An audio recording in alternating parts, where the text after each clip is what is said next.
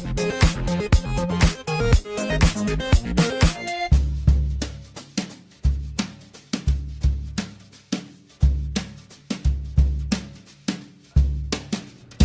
what is up guys, I'm KBHD here, and this is Apple's new flagship phone for the next year, the iPhone 6. So there's a new design this year for Apple's flagship, and of course the theme here is thin and light. This phone is 6.9 millimeters thin, and it's all one piece of aluminum rounded off at the corners. So instead of having the squared off edges like the last iPhone, Apple's rounded off the sides. The phone feels a lot more like the HTC One M8 now, and this has two effects. The first is that it gives the whole body this seamless feel. If you start your finger on the screen and drag it all the way around to the back of the phone, you won't encounter any seams. It's just one smooth surface. But two is that since it's so smooth, it's actually a bit slippery to hold. Plus it's a little bigger and it's so light that my confidence actually holding and manipulating this phone in the hand is dropping every time. But part of me wants to put a case on it, but you guys know how I feel about cases. So a high quality skin will suit me just fine. And of course Dbrand has a couple of badass skins for the iPhone 6 to help out this gripability. So I'll leave links to those right below the like button if you want to check those out. Highly recommended. But the rest of the build of this phone is definitely awesome. It's a bit bigger than the last iPhone, but I think it's a much better size now. And you only take a few minutes to get used to it before you look back at the iPhone 5S and it starts to look like a toy. It's obviously a bit bigger than other phones with a 4.7-inch display, since this one has a big old chin for the home button and a big forehead to match. But what's more striking than its size is, I think, the thinness. Again, 6.9 millimeters. That is crazy thin. Almost feels too thin and light to be a working phone. It feels almost the same weight as the dummy phone.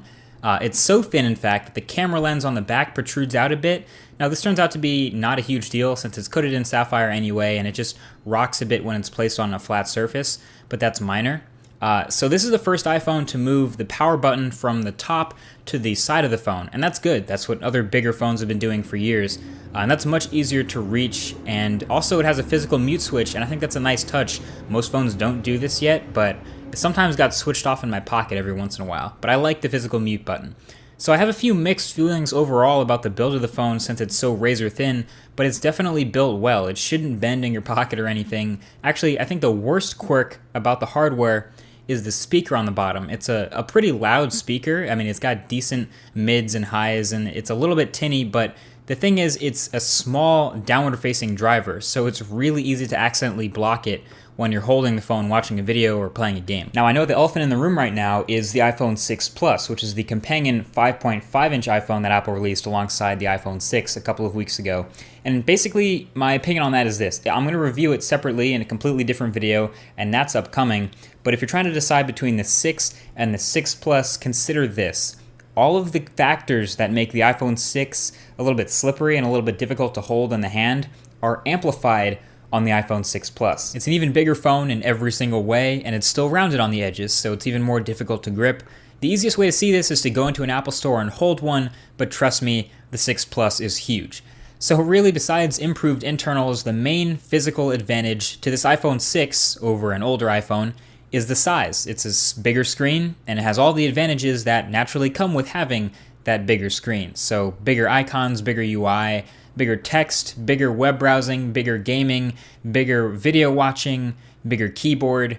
But what's funny is it stops there. So the iPhone 6 has a 4.7-inch 1334 by 750 IPS display with awesome colors and great brightness and incredible viewing angles, and a pretty high pixel density. 326 ppi makes it the same as the iPhone 5 and 5S. And iOS 8 is trained to take advantage of every inch of this display by basically scaling everything up from the iPhone 5S.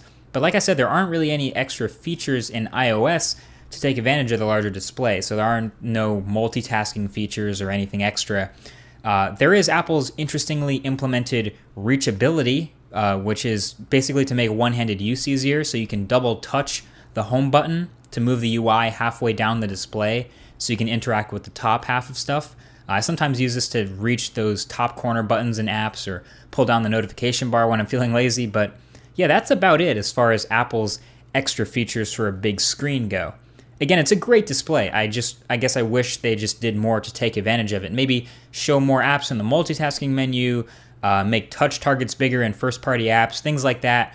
They don't have to force anything, but I just wish they did a bit more with all those extra pixels. But the rest of iOS 8 is very familiar to anyone who's ever used an iPhone or an iPad before. I really don't have to explain that. You have some improvements to the notification area, so now you can add widgets just to the notification area that stay there and permanently show information, so you can get more apps from the App Store to fill up this panel with different widgets that show info. And you can kind of mess around with these and get shortcuts and real-time stats and info and stuff, and that's nice.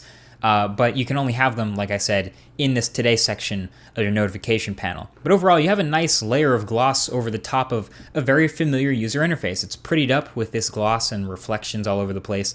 I still like iOS a lot, even though it's a bit restricted in terms of where I can share to and how I can get into Google services, but it seems like every new version there's a flash of something that makes the OS a little more appealing. Speaking of flash, there's a highlight of the new iPhone, and that is the camera on the back. Actually, the camera is always a highlight of the new iPhone, but that doesn't mean we should take it for granted. The iPhone 6 has a great camera, one of the best and one of the fastest in any smartphone. I think that's a key word here towards making the camera so great. It's extremely fast, so the user interface is fast. Taking a picture is really, really fast. It can take high frame rate fast video at 30, 60, or 720p, even 240 frames per second. It has fast autofocus with this new technology. It has a fast wide open aperture glass for great low light performance. Now it's still an 8 megapixel camera, but on that 1/3 inch sensor, it's kind of like a hybrid between HTC's massive ultra pixels and Samsung's cramming as many pixels as possible mentalities. Maybe this is the middle ground that we were asking HTC to take all along. All the photos it takes are very clean. The camera tends to have a bias towards a faster shutter speed, kind of like the OnePlus One, to avoid blurriness, so it's willing to crank up the ISO and just trust its top-notch image processing to clean things up. And that's really where it's separated. It has great image processing. And this does a pretty good job of cleaning up noise, which makes some crispy, clean shots with excellent color. The only downside of this camera, I would say, is the fact that it's only 8 megapixels, which means no 4K video. 4K is actually 8.3 megapixels, so this 8 megapixel sensor means this iPhone will not shoot 4K video until the next one. So overall, like I said before, this whole phone is a very familiar phone, a safe upgrade for previous iPhone users for sure. If you just straight up look at the numbers, you'll see a 1.4 gigahertz dual core chip and 1 gig of RAM, but the thing performs like any other phone with a 2.5 gigahertz chip and 3 gigs of RAM. So you can thank Apple's vertical integration and the awesome A8 chip for that. So with the iPhone 6, you're getting a great performer, a great camera, a great display, and a great design, all in a super thin package. So with a super thin phone, you also get a super thin battery. So the iPhone 6 is rocking a 1,810 milliamp hour battery. On paper, that's really small, and you might consider that super small by other phone standards, by Android phone standards, by other flagship standards, by other 4.7-inch phone standards. But Apple has the advantage of at least it owns that A8 chip, it has iOS under control, everything is optimized to give it the longest battery life possible. So I would summarize by saying it has about 10 to 15% better battery life than the iPhone 5S. It's not amazingly great, but it's not bad. It has the advantage of having a really good standby time, so if you don't use it a lot during the day, or if you have a light usage day, you'll probably make it throughout the day not having any problems. You can go to sleep with 100% battery, forget to charge it, and wake up with 98%. So that's great. But on a heavy day, if you're doing a lot of web browsing, a lot of photo and video taking, a lot of video watching, a lot of gaming, if you're doing a lot of stuff where the screen on time is high during that day, you're probably not going to make it to the end of the day, and you're gonna have to go find a charger before the day is out.